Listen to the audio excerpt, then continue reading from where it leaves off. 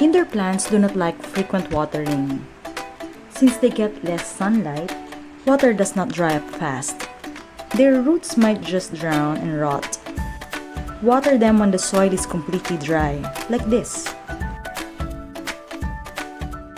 You can touch the soil and feel if it's dry if you can't see it clearly.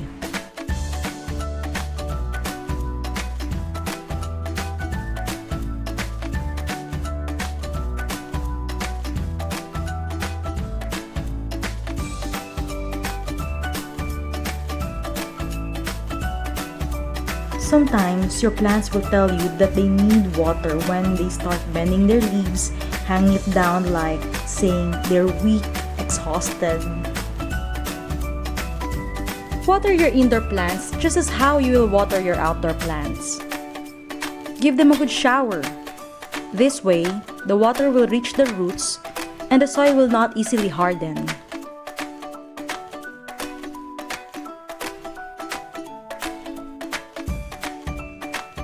This will last your plant for another week.